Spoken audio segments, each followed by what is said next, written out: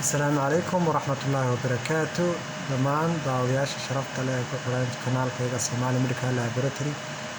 marka wadi mar labaad ba waxaan leeyahay ku soo dhawaada gacmo furan muddo badan ayaynu kala maqnayn muddo dheer ismaynaan arkin alxamdulillah maanta waan isku soo noqonnay ilaahay ayaa mahad iska leh insha Allah maanta waxaan qaadan doonaa 10 kamid ah casharadeenii ku saabsanaa medical laboratory-ga qaybta koowaad ee maanta qaadan doona insha Allah waa qayb kamid ah tasaska ama qaybaha lagu ogaado kalida iyo caafimaadkeeda iyo sida uu shaqeyso iyo kalida xaaladeeda caafimaad normal aan abnormal lagu ogaado taskaas insha Allah wuxuu noqon doonaa creatinine ayaan insha Allah maanta baran doonaa creatinine waxaan baran doonaa procedure-keeda iyo principle-keeda marka hore iyadoo ready maaha oo waa la diyaarsadaa loo yaqaano work reagent ayaa laga diyaarsadaa working reagent markaad u baahan tahay waxaad u baahan tahay waxaad u baahan tahay sodium hydroxide sidoo kale waxaad u baahan tahay picric acid sidoo kale waxaad u baahan tahay distilled water saddexdaa markaad haysatid ayaa waxaad samaysan kartaa work reagent ay leedahay creatinine procedure-ka loo sameeyaa laba hab ayuu noqon karaa labada hab ee procedure-ka loo sameeyo waxa weeye iyadoo one ratio 7 iyo one ratio 4 ayaa la yiraahdaa one ratio 7 iyo one ratio 4 la yiraahdaa iyadoo aynu sameyn doono si aynu u diyaarsano waxaynu soo qaadanaa xabad caagado cusub markaynu soo qaadano xagan ayaynu dhiganaynaa waxaynu soo qaadanaa ka hor horta inta aynaan isku darin saddexdan caagadood ee kala ah sodium hydroxide picric acid iyo distilled water marka la isku darayo waxa la qaadanayaa haddii loo diyaarinayo qaacidada ah one ratio 4 ama qaacidada ah one ratio 7 innagu waxaanu qaadan doonaa qaacidada ah one ratio 4 qaacidada one ratio 4 markaynu qaadanayna waxaynu ku bahalaynaynaa waxaan soo qaadanaynaa sodium hydroxide waxaan ka soo qaadanaynaa 1 ml ayaynu qaadanaynaa ama sida ay halkan ka muuqato 1 microliter oo u dhiganta 1 ml ayaynu qaadanaynaa 1 ml markaynu qaadano halkan ayaynu dhiganaynaa halka ml waxaanu ku daraynaa 4 biyo 4 ml oo biyo baynu ku daraynaa ama 4 oo microliter oo distilled water ayaynu ku daraynaa iyo 1 ml oo sodium hydroxide marka waxay isku noqonayaan labadoodu 5 ay isku noqdaan 5 markay noqdaan si aynu u dhamaystirno waxaan soo qaadanaa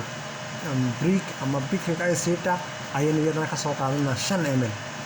ml ayaynu isku daraynaa marka labadan oo isku 5 sodium hydroxide iyo distilled water-ka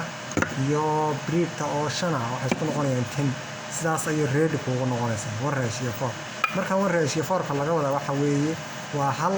iyo 4 biyo ayaa isku noqonaya one ratio 4 labada oo isku dhigmo one ratio 4 waxay kula dhigmaan labadan sodium hydroxide iyo distilled water-ka oo isku daray one ratio 4 waxay u dhigmaan 5 brick hadaba aynu sameeyno bismillaah tan baynu soo qaadanaynaa sodium hydroxide waxaynu ka baahanay 1 ml ama 1 microliter xagan ayaynu dhiganaynaa kadibna waxaynu dhiganay iminka sodium hydroxide sodium hydroxide ayaynu dhiganay halkaas sodium hydroxide waxaan ku daraynaa 4 biyo ama distilled water 4 distilled water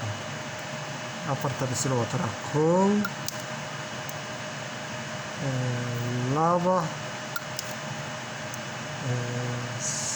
saddex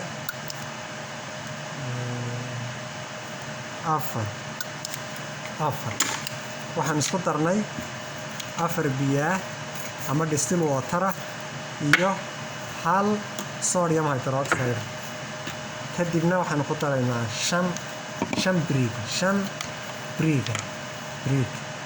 bismillaah 5 brick ayaan ku dari doonaa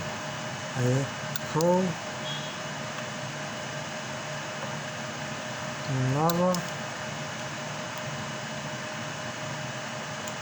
saddex afar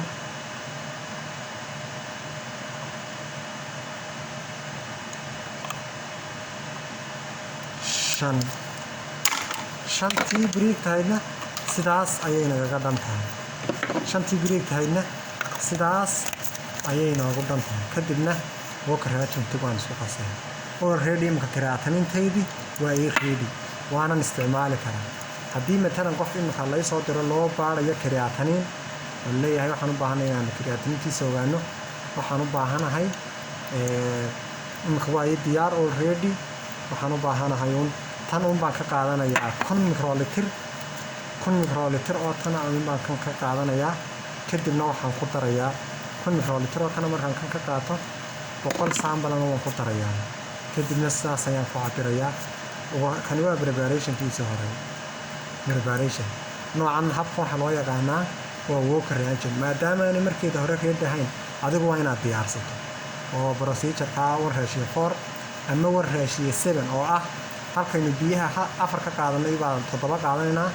hal sodium hydroxide oo ku daraynaa 8 bay isku noqonayaan 8 kalena break ayaynu ka dhiganaynaa oo procedure-ka labaad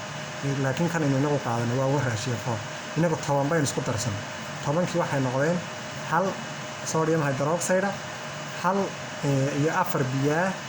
shanta kalena break ayaynu ka dhiganaynaa imika walker reagent-geenu sidaan ayaynu ugu diyaarsan yahay kaliya waxaynu u baahanay inuu sample cusub inoo soo dhaco isla markaana sample-ka qofku markuu inoo yimaado dhiiggiisa aynu soo qaadano maxay ahayd walker reagent-keenana aynu 1 microliter ka soo qaadano ama 1 ml kadibna halka ml aynu ku darno 100 sample oo sample-kaaga waliba serum ama plasma isticmaali kartaa inkasta oo waliba serumta ay muhiim tahay serum waa isticmaali kartaa kadibna maxsuulka ka soo baxa ama resultigu noqon doonto waxa aad qaadatid reagent-kan imka markaad diyaarsato waa aad room temperature waad iskaga dayn kartaa talaagadna waad gelin kartaa waayo aad room temperature waad ku dayn kartaa talaagadna waad gelin kartaa temperature-keedu wuxuu u dhexeeyaa 15 ilaa iyo 15 ilaa iyo 25 marka halkan waad iskaga daysan kartaa haddii aad wax badan diyaarsato kana week waad isticmaali kartaa adigoo bannaanka ku daayay haddii ay contaminated wax kaa soo gaaraan way dhici kartaa inuu resultiga hadhow soo saari doono ay isbedbedesho ama ay kala duwanaato adigoo la soconaya haddii aad wax isbedela ka dareento waad iska tuuri kartaa waad iska bedeli kartaa markaaga horena waxaad iska samaysan kartaa in yaroo aad socon karto maanta waad isticmaali kartaa ama 1 day ama 2 days